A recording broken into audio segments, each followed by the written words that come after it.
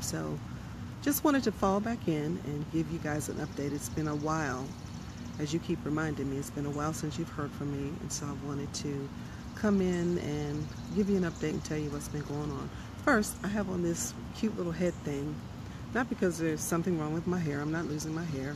Well, something is wrong with it. I haven't seen Novak in a while, and so it doesn't look pretty. So one of my girlfriends is gallivanting around Europe in a head turban, and I thought, wow, that's beautiful. I wonder if I can do it. And so I decided to do it. Um, um, Hats off to the skinny billionaires. Follow her. She's doing her thing, and I thought it was cool, and so I'm emulating you, homage to the stylist extraordinaire, the skinny billionaires. Hey girl. So here's what's been going on. I have had 3 Grady days. Ooh, I think I'd rather have me with the sunglasses on. I've had 3 Grady days since the last time I spoke with you. So the most memorable ones was I went to the neurosurgeon, and Dr. Rockstar heard that I was there and came to see me. He's no longer doing what they call clinicals. He's on the floor, and so he heard I was there, came to see me, and I said to him, watch this, and I stood up and I walked across the floor, and he just looked and was like, wow, this is amazing.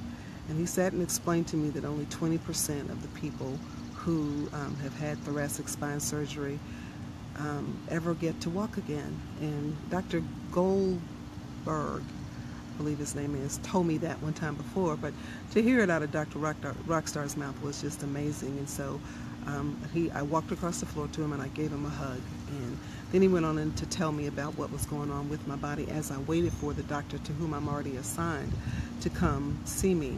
But that doctor, his name is Dr. Ahmad, he was actually in surgery at that moment, saving somebody else's life. Can't be mad at that, because thank God they saved my life, and somebody had to wait their turn while they were saving my life. So he didn't get to see me at all, but Dr. Rockstar, whose name is Dr. Jason, in actuality, he explained to me everything. He looked at the film for the MRI, and I had already had a CT scan as well, and so he looked at both of them and showed me where the missing vertebrae are, and explained to me that the reason that I have so much pain is because the spine has curved. I think I told you that in another video. The spine is curved, and that's what's causing the pain, and that's what's causing my walking to be declining. That's what's causing the general weakness in my body. And he said that what will probably happen is that they will do another spine surgery where they'll put what's called a cage, a titanium cage, around my spine and make it straighten up. And once the titanium cage is installed, for lack of like a machine, I don't know, I don't know the right word, but I'll say installed. Once the titanium cage is installed, my walking, my body will get stronger, and I should be able to return to walking better. That's the hope. But that surgery is gargantuan, because it involves taking bone out of my hip and rods, and it's very, very, very, very intense. And so that's what they said. So he said for me to continue taking the bone strengthening infusions, that's called Zometa. Take those bone strengthening infusions to help my body skeletal structure strengthen, and over the next couple of months I should be stronger. So that's what I'm looking for, getting stronger. The rheumatologist has been following me. You know that I've been in, before all of this whole cancer stuff was pronounced on me, we thought that all of the pain I was in was attributed to having been diagnosed with rheumatoid arthritis. Well, so I've been under their care. They're the ones that had me taking prednisone for almost 2 years, where it wasn't doing anything to help me. And so I went back for a follow-up. They've done a battery of tests to gauge my bone density and to check, of course, numbers and whatnot. And so I'm that rheumatology patient whose numbers are contradictory to the diagnosis. So I don't have high numbers. But since they can't explain the level of pain in my hands and in my body, that's what they've diagnosed me with. And so all my life I've confounded the doctors. I'm in medical books and everything. It's amazing when I think about my own medical history and how from the time I was 5 years old there's always been something wrong. Isn't that interesting? The enemy is really giving me a stacked hand, but I thank God for the angels that are surrounding me who have kept me alive and made sure that the impact and the assaults and the attack of the enemy aren't too so bad that I die. Basically, the angels are watching over me, and I believe they've been around me my entire life. In fact, this morning I was praying, and after I finished praying, I have a rack of shoes that are sitting on my door. The rack is hung on my door. It's got a whole bunch of probably about 30 pairs of high-heel shoes, stilettos, hanging on my door. And when I finished praying, one of the shoes from a pair of the stilettos fell to the floor. Now, they aren't haphazardly put up on the rack. They are secured on the rack. And so for one to fall was significant. And I attribute that to God saying to me, yeah, baby, I see you praying, I hear you praying, I'm answering your prayers. And so you have to know that when I pray, I take authority and I release angels, because I believe that angels do inhabit our atmosphere. And so I give mine something to do. When I speak to them and command them to bring back the manifestation of the healing that I have requested from heaven. And so I saw that shoe falling to the floor as confirmation. God saying, I got you, baby. And so so anyway, that was very interesting to me, and what a great way to start my day. It happened around 5 this morning. So anyway, so the rheumatologist said, well, we're going to get you on this treatment to help strengthen your bones, because your bone density numbers your bones seem to be weakening as you're going through this process. And so thankfully there is some cohesion where they're working in tandem. They wanted to put me on Zometa, and so now that they've learned that I'm already on Zometa, and it's a monthly treatment that I'm taking, which they would have prescribed a once-a-year treatment. And so we fully expect this whole weakness in my body to turn around, and then when the surgery takes place, I won't be so weak. So that takes me to the surgery. I am slated to have surgery. I'm slated to have surgery sometime in July for the spine surgery.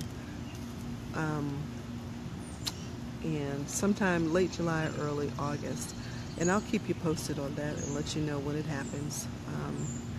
In the meantime, just still praying and believing God that the battle with cancer is over. I go on next week to get more cancer antigen blood work done, and I'll have another PET scan. And for me, since we've already seen where the numbers have been falling, and they were down to 22 the last time we spoke, and so this will be the first time I've had more blood work since the last time I spoke with you. And I just believe that cancer is a defeated foe. I just believe that the way the numbers continue to fall in the first 6 months of starting the holistic treatment, of you guys jumping in the gap and praying for me, and the numbers began to fall, and I expect them to be even lower.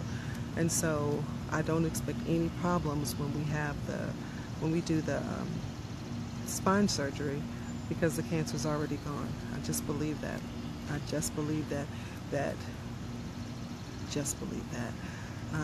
Which brings me to this. I tell the story all the time about how when I was diagnosed with cancer, I didn't know what to say. It scared me. And then every time I went to the doctor, it seemed like they were telling me that it was in another place. And I kept count, 7 places. The spine, the lungs, the hip, the arm, the lymph nodes, the liver. I think that's all of them. The bones. Seemed like every time I went to the doctor, they were giving me another location. where they had seen cancer, and it just blew me away. And so I came to you guys and I asked y'all to just pray for me. And you began to bombard heaven on my behalf. And in bombarding heaven, heaven moved. And I believe with everything in me that the reason heaven responded is because so many of you jumped in the gap. And when I talk about this experience, and I am talking about it, I have been invited to speak and to sing, and I'm now accepting invitations. I've been invited to, I've been doing some radio interviews.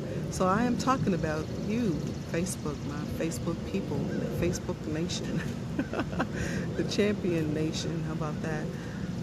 I talk about how, in church we talk about people standing in the gap, interceding on behalf of each other.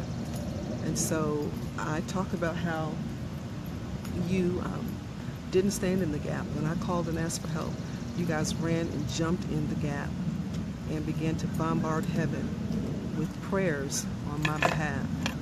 And there's so many of you in the gap that if somebody has to run and take care of something that is personal to them, and they step out of the gap, there's somebody in line waiting to take their place. And so many of you are praying for me, and I don't have enough thank yous. I don't have enough thank yous.